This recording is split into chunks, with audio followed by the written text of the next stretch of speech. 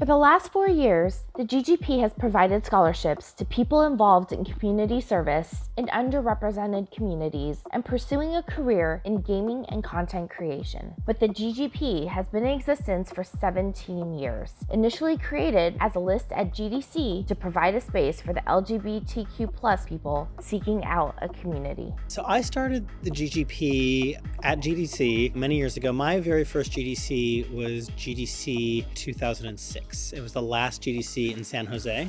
I was a single gay man and walking around a conference that to me felt very straight male. And I really started the GGP just as a way to connect and know who else on the floor I was looking at who might be like me and who I could feel more comfortable around and with. And so there was a roundtable at that GDC about being gay in the industry, and I attended it and met a few other like-hearted people and just really passed a piece of paper around to start a mailing list. And the GGP originated as an Excel grid that resided on my computer, and that I would send emails around really about meeting up at GDC and then at E3 and anywhere that we were all going to be in the same place. It was a different age, and not that confidentiality is less valued now, but it was very important to people, and so it just remained this private Excel grid. Eventually, Facebook groups became a thing, and so I started a GGP Facebook group. I passed the reins over to Gordon many, many, many years ago because I knew it would be in much better hands with Gordon than it would be with me moving forward. Well, so it existed as a Facebook group as well as an Excel spreadsheet.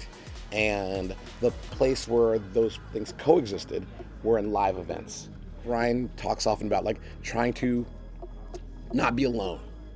And I think the question is, once you aren't alone, how are we going to treat each other? How are we going to cultivate each other in a meaningful and sustained way?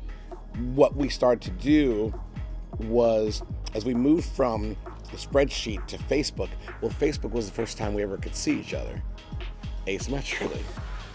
It's Tuesday. Visibility, right? And so we're speaking to Brian's original values of not wanting to be alone. Well, not wanting to be alone is not just at a conference. It's actually year-round. Am I in the context? Am I part of a community? The next extension of that, which made it deeper, was meeting in person. So I think the key component was when the purpose of the group was not correspondence, but actually spending time together, right? So it wasn't just sharing stories, it was building stories and experiences together. And we started that at GDC. We had events at E3. We went to Gamescom in Germany, been to China Joy, been all over, PAX. And I think that really began to build the roots, the sustainable roots of relationships between people versus the sharing of information. The Scholars Program started in partnership with the ESA Foundation. And so they have a program which is designed around cultivating people of color and people who don't identify as male who are scholars studying games. And before that, I ran the IGDA. I forget these things. I ran the International Game Developers Association, and we had a scholars program. It's been years working on a scholars program to bring them to this conference at GDC, where we identify the best and brightest students, and we'd bring them to the Game Developers Conference. So imagine that the GGP is like this Reese's Peanut Butter Cup, right? Of the scholars program that we had at IGDA and the ESA Foundation program, where identity for the first time was additive. Now, the nuance for us, there were a couple of dimensions that were important to us to add. Number one was widening the breadth of what game participation is. So for us, that's game development, game creation. It's esports, like the play of games, but also content creation, because more people watch games than play them now. And so how do we think about that looking forward? The second part is community service. We recognized that our work is about helping others.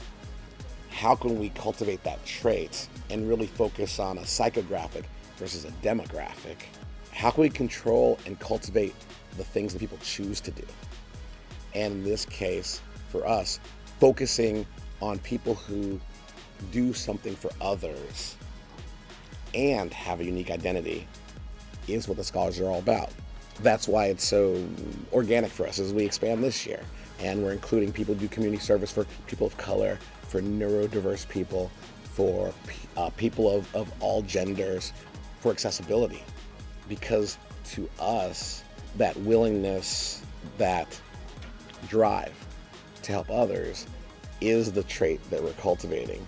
It will organically help underrepresented people to have the mindset that we're not in competition with each other. It's not who got the highest grade point average, who won the whatever competition. It's who's choosing to help move us forward.